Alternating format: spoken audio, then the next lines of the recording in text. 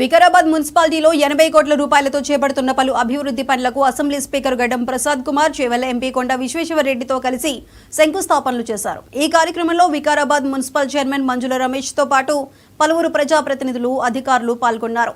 TUFIDC పథకం ద్వారా మంజూరైన 66 కోట్ల 22 లక్షల రూపాయలతో మున్సిపల్ పరిధిలోని పలు వార్డుల్లో సీసీ రోడ్ల నిర్మాణం, శివసాగర్ అభివృద్ధి పనులకు శంకుస్థాపన చేశారు. వీటితో పాటు అమృత్ 2.0 పథకం కింద మంజూరైన 12 కోట్ల రూపాయల నిధులతో పట్టణంలో మంచినీటి సరఫరా వ్యవస్థను మెరుగుపరిచి పట్టణ జనాభాకు నీటి ఇబ్బంది లేకుండా చేస్తామని స్పీకర్ గడ్డం ప్రసాద్ చెప్పారు.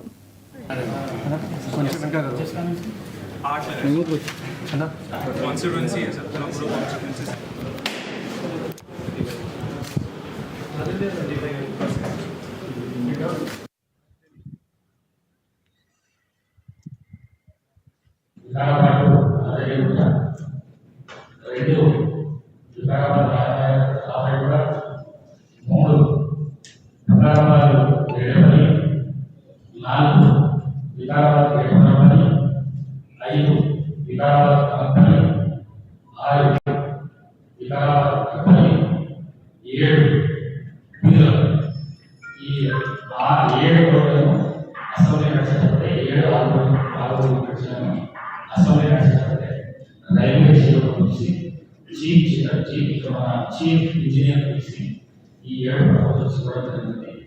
మరి ఇక్కడ భారతీయ జనతా పార్టీకి సంబంధించిన సొసైటీ కూడా కాబట్టి వారికి చెప్పకుండా చేస్తే మర్చిపోతారని వారి కూడా చెప్పడం జరిగింది.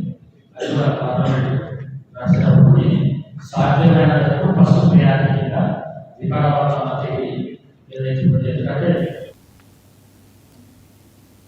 సూర్యాపేట జిల్లా హుజూర్ నగర్ నియోజకవర్గం జాన్ బహదూర్ దర్గా ఉరుసు